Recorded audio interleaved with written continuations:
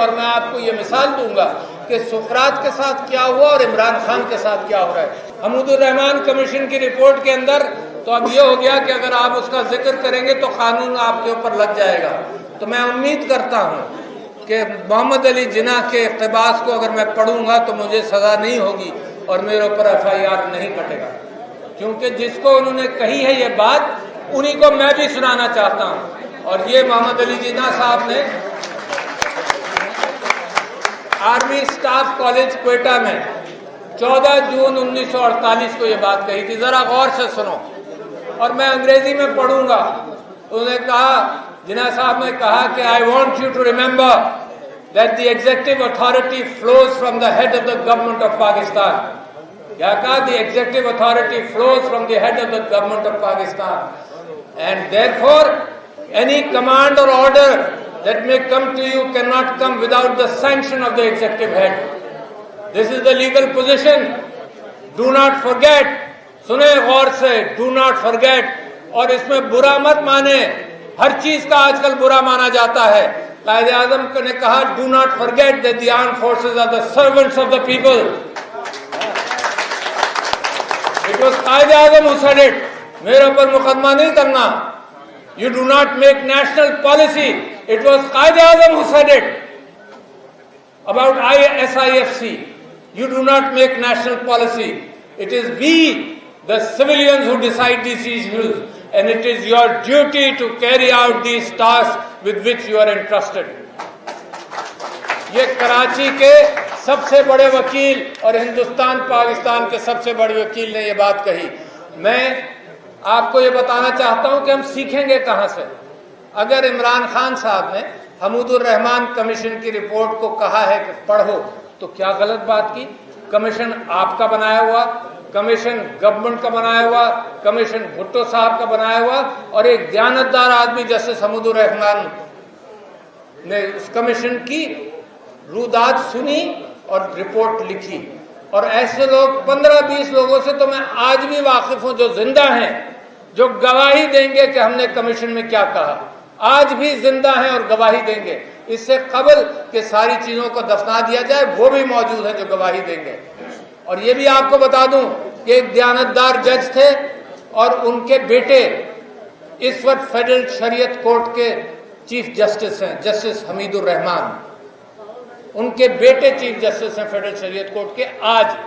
تو لہذا بڑی آتھینٹسٹی کے ساتھ میں بات کر رہا ہوں۔ اور اگر عمران خان نے یہ بات کی ہے کہ حمود الرحمان کمیشن کی رپورٹ کو دیکھو اور پڑھو، اب ہوا کیا تاریخ کے اندر؟ ہوا کیا؟ قانون کی تلاش، انسان کی تاریخ بہت پرانی نہیں ہے، 10,000 سال، 8,000 سال، لکھی بھی تاریخ 6,000 سال، اس سے زیادہ پرانی نہیں ہے۔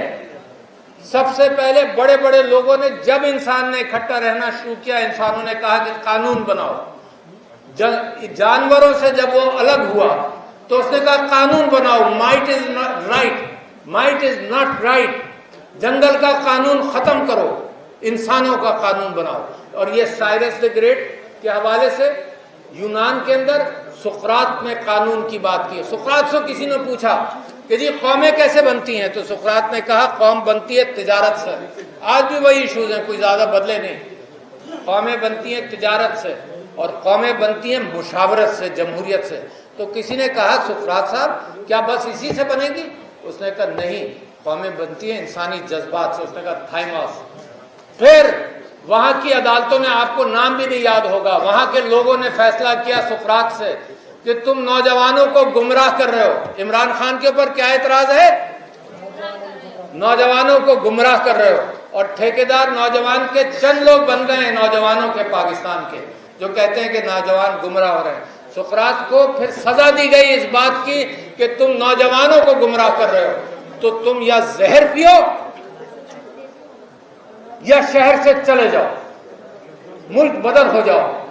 سقراط نے فیصلہ کیا کہ میں ملک بدر نہیں ہوں گا۔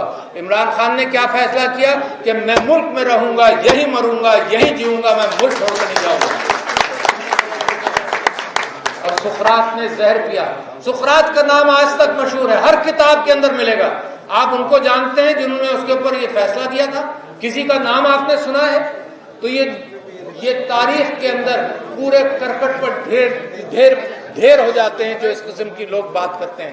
اس کے ساتھ پھر میں آپ سے یہ بات کہنا چاہتا ہوں کہ جمہوریت اور مشاورت، قرآن کے اندر مشاورت موجود ہے، ہر اعتبار سے مشاورت موجود ہے۔ ایس ایم ظفر صاحب آپ کے بڑے وکیل ماشاءاللہ انتقال ہوا، اللہ تعالیٰ مغفرت فرمائے، ان کی ایک کتاب ہے اسلام اور جمہوریت، اور اسلام اور جمہوریت کے اندر وہ ارتقاء کی بات کرتے ہیں، اور بہت ساری چیزوں کے اندر اجماع اس مسلمانوں کے درمیان کہلاتا ہے اجماع، لوگوں نے سب نے مل کر فیصلہ کر لیا، اور اجماع اتنا اسٹرانگ ہے کہ سارے فقہا اس کے بعد پھر بات نہیں کرتے، کہتے ہیں اجماع امت ہو گیا، یہ قوم اکٹھا ہو گئی۔ تو جب قوم اکٹھا ہو جائے جیسے مشرقی پاکستان کے اندر ہوئی تھی، ہمیں اس بات کی قدر کرنی چاہیے تھی، ان کے ساتھ بات کرنی چاہیے تھی، کبھی کوئی کانکریٹ بات کسی کے ساتھ نہیں ہوئی، اور میں گواہ ہوں اس بات کو۔ کراچی کے شہر کے اندر چودھری بڑے بڑے نام، چودھری خلیق الزماں، ظفر احسن لاری، اور نام آپ لیتے جائیے کراچی شہر کے، اگر ان کو دوبارہ زندگی مل جائے تو وہ سوچیں گے کہ کون سی غلطیاں نہ کریں، اگر ایوب خان کو دوبارہ زندگی مل جائے تو وہ بھی سوچے گا کہ کون سی غلطی نہ کریں۔ اب جو ارباب اختیار ہیں ان کے پاس موقع ہے، اپنے ماضی سے سیکھ سکتے ہیں۔ اب حمود الرحمان کمیشن رپورٹ نہیں ہوئی تو کارگل کا ایک نشانیہ ہوا ہمارے ملک کے اندر۔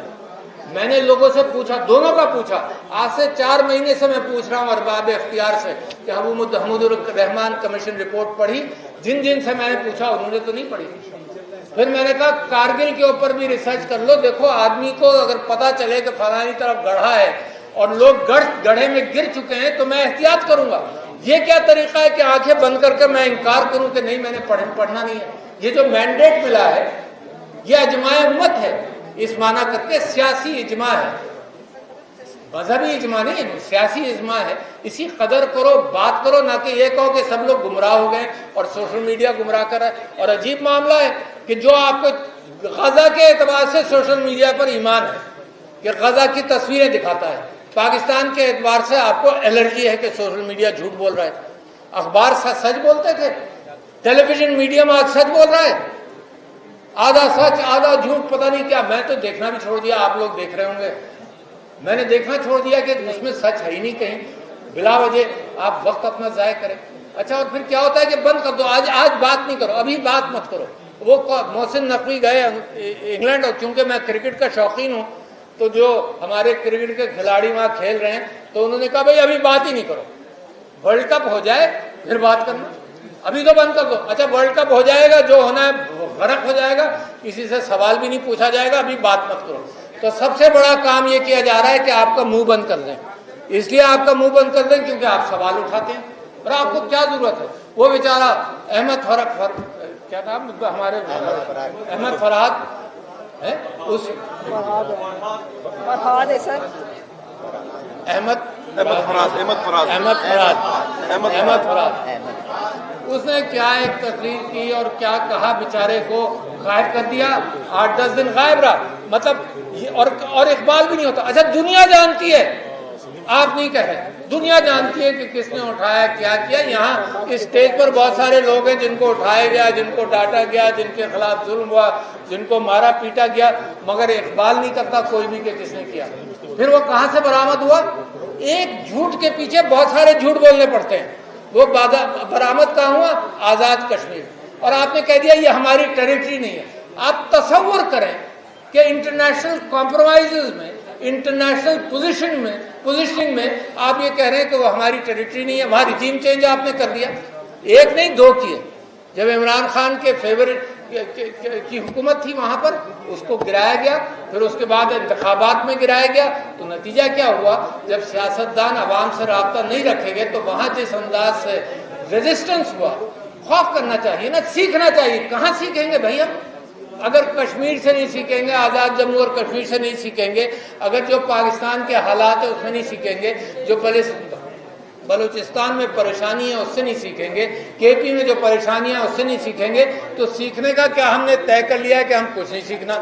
اچھا جی، میں آپ سے یہ بات کہنا چاہتا ہوں کہ ایک میں نے آپ سے ذکر کیا حمود الرحمان کمیشن اور کارگل کی رپورٹ کے حوالے سے، دوسرے میں کہتا ہوں کہ مینڈیٹ کے حوالے سے آپ نے بات کی، پھر میں آپ سے یہ کہتا ہوں کہ ہر چیز جب ہم قانون کی بالادستی کی بات کرتے ہیں، رول آف لا، تو اس کے اوپر قانون معیشت کا بھی چلتا ہے. یعنی فورن انویسٹمنٹ پاکستان میں نہیں آئے گا جب تک لوگوں کو یقین نہیں ہو کہ آپ ریکارڈنگ ہم پر نہیں کر دیں گے. ریکارڈنگ میں آپ نے کیا کیا؟ آپ نے انٹرنیشنل لا سے ہٹ کر کس نے کرایا یہ بھی میں کھل کر آپ کے سامنے بتاؤں گا کس نے کرایا، مگر انٹرنیشنل لا کو چھوڑ کر آپ نے ایک فیصلہ دے دیا. قانون کی بالادستی نہیں تھی وہ، آپ نے فیصلہ دے دیا. نتیجہ کیا ہوا؟ کھایا پیا کچھ نہیں، گلاس توڑا 12 نے، یہ 12 بلین یا 10 بلین کا جرمانہ پڑ گیا ہمیں. کچھ نہیں، ایک پیسہ نہیں آیا. اور دنیا ایسی ہے جو قانون کے اوپر دنیا بھی نہیں چلتی. دنیا نے کیا فیصلہ کیا کہ جو ریکو ٹیک کے جنہوں نے ٹھیکہ لیا تھا وہ 30 سال میں کتنے پیسے کماتے، پاکستان تم 30 سال کے پیسے دو. کمال ہے. کوئی فیصلہ، آپ وکیل ہیں، کسی عدالت، کوئی عدالت ایسے فیصلہ کر سکتی ہے، مگر ہو گیا. کیوں؟ آپ کے پیر نہیں ہیں، آپ کے گھٹنے نہیں ہیں، آپ انٹرنیشنلی بدنام ہیں، آپ کے یہاں جمہوریت نہیں ہے، آپ پامال کرتے ہیں سب چیزوں کا، آپ ظلم کرتے ہیں. آپ نے عورتوں پر جس طرح سے ظلم کیا، آپ نے بچوں پر جس طرح سے ظلم کیا.